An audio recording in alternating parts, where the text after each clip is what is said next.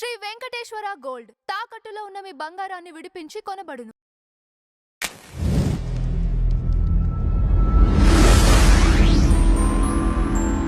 Ma'am నమస్తే ma'am. నమస్తే అండి. మ్యామ్ కాకినాడలో చిన్నపిల్ల మిస్ అయింది మ్యామ్. ఆ జాహ్నవి మీద అనేక కథనాలు వస్తున్నాయి. లాస్ట్‌గా తండ్రిని కూడా అదుపులోకి తీసుకున్నారు పోలీసులు అని. అసలు ఏం జరిగి ఉంటుంది మ్యామ్ ఈ విషయంలో? నాకేం జరిగిందో తెలీదు గానీ, నేనైతే పాప హ్యాపీగా దొరుకుతుందనే అనుకుంటున్నానండి. ఓకే. దొరకాలని కూడా కోరుకుంటున్నా. అయితే ఇందులో చాలా కోణాలున్నాయి ఈ హ్మ్. పాప మిస్సింగ్‌లో. ఒకటి కాదు. ఒకటి తండ్రిని అదుపులోకి తీసుకున్నారని తెలుస్తోంది. హుహు. తండ్రిని ఎందుకు అదుపులోకి తీసుకున్నారు? ఎందుకంటే ఆ ఫుటేజ్ మీరు సీసీటీవీ ఫుటేజ్ అతనొచ్చి దింపుతాడు హ్మ్. బైక్ మీద. హ్మ్. మళ్ళా అమ్మాయి వెనక్కొస్తుంది. హ్మ్. మళ్ళా లోపలికి తీసుకెళ్తాడు. హ్మ్. మళ్ళా తర్వాత ఫుటేజ్ కనిపించదు. హ్మ్. అయితే దాన్ని బట్టి మనం సస్పెక్ట్ చేయడానికి లేదు. ఓకే. కానీ పోలీసులు సస్పెక్ట్ చేయొచ్చు. సో, ఇక్కడ ఏం జరిగి ఉండొచ్చంటే, ఈ పాప అంత దూరం వెళ్ళే అవకాశం కూడా లేదు. చిన్న పాప. హ్మ్. అతను దింపాక తల్లి రెండో పాపకి స్నానం చేయిస్తున్నారు. హ్మ్. ఆవిడ పాపను పట్టించుకోలా హ్మ్. అని ఆవిడ చెప్పిన కథనం. హ్మ్. మరి ఇంట్లో తాత, అమ్మమ్మ, నానమ్మ ఎవరో ఉన్నారు ఉండడం. మరి అదేంటో మనకు అర్థం కాలేదు. హ్మ్. సరే ఈవిడ పనిలో ఉన్నారా, పాప నన్ను కూర్చొనివ్వలేదు, నిల్చొనివ్వలేదు, చాలా ఇబ్బంది పెట్టిందని ఆవిడ చెప్తున్నారు. ఆ అమ్మాయి మాటల్లో నాకెక్కడ కల్మషం కనిపియలే తల్లి మాటల్లో. ఓకే. అమ్మాయి కూడా చిన్న పిల్ల. చిన్న పిల్ల. ఏదో పెళ్లి చేసేసారు గానీ చదువుకునే పిల్ల చక్కగా. అవును. సో, నాకిక్కడ ఏమనిపించిందంటే, ఆ పాప మరి వెళ్ళిపోయి ఉంటే హ్మ్. అనుకుందాం వెళ్ళిపోయిందని. హ్మ్. కుక్క కూడా వెళ్ళింది. హ్మ్. ఆ కుక్క వెనక్కొచ్చాక హ్మ్. వీళ్ళు అంటే ఈవిడ కొట్టిందిట ఆ కుక్కని ఓకే. తల్లి. హ్మ్. ఎందుకంటే బాధలో కొట్టుండొచ్చు. ఆ కుక్క ఏమో ఆవిడ కొంగు లాగిందిట. అంటే కొంగు లాగటం అంటే తీసుకెళ్దాం అనుకుందేమో కుక్క. అబ్బా! నేననుకోవడం మనకు తెలీదు కరెక్ట్‌గా. హ్మ్. సో, కొట్టాక కుక్క కోపమొచ్చి వెళ్ళిపోయింది. హ్మ్. వెళ్ళిపోయాక ఇప్పుడు ఆ కుక్కను ఉత్తరప్రదేశ్ నుంచి కొంతమంది యువకులున్నారట. వాళ్ళు దాన్ని పట్టుకుని ఇప్పుడు మచ్చిక చేసుకుంటున్నారు.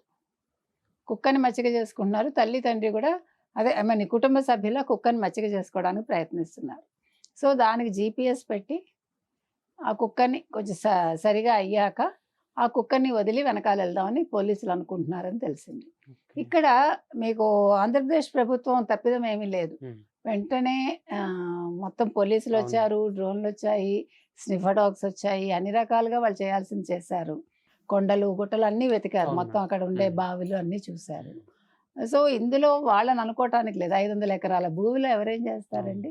ఆ ఫెన్సింగ్ వరకు పాప వెళ్ళింది అంటున్నారు. ఆ హ్మ్. ఫెన్సింగ్ పక్కన జీడి మామిడి తోటలున్నాయి. ఓకే. అక్కడ పనివాళ్ళు పని చేసుకుంటున్నారు ఆ రోజు. జీడి పిక్కలు అవును. కొడతారు కదా! అవును. ఒలుస్తారు కదా! అవును. సో, వాళ్ళు చూసామని అంటున్నారు. వాళ్ళు చూసారని ఒకతను ఎత్తుకెళ్ళిపోయాడని కొంచెం పిచ్చి ఉండే ఒక మనిషొచ్చి ఈవిడకి చెప్పారని ఈ తల్లికి. చెప్తే తల్లి భర్తకి చెప్పడానికి ఫోన్‌లో డబ్బులు లేవని అతని చేతే ఫోన్ చేయించానని చెప్పింది. సో, ఈ కథ ఏంటో మనకు తెలీదు. రెండోది జనవరి ముందో అతను ఒక కారు కొన్నాడు. హ్మ్. కొని దాన్ని లీజ్‌కి ఇచ్చాడు ఎవరికో. హ్మ్. ఇస్తే వాళ్ళేం చేశారు 40,000కి లీజుకి తీసుకొని 25,000 వీళ్ళు దెబ్బలాడితే కట్టి, ఆ కారు వాళ్ళు వేరే వాళ్ళకి మార్ట్‌గేజ్ చేశారు. హ్మ్. అది తెలిసి ఇతను జీపీఎస్ ద్వారా ఆ కారు తెచ్చేసుకున్నాడు. ఓకే.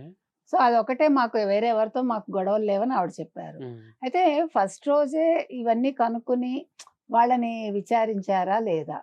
ఇప్పుడు విచారిస్తున్నారా? లేదు కిడ్నాప్ చేస్తే ఎవరు కిడ్నాప్ చేసి ఉండాలి? కిడ్నాప్ చేసిన వాళ్ళు ఎందుకు ఫోన్ చేయలేదు? ఇన్ని రకాలు. మామూలుగా హ్మ్. కిడ్నాప్ చేస్తే డబ్బుల కోసం అవును. అవుతుంది.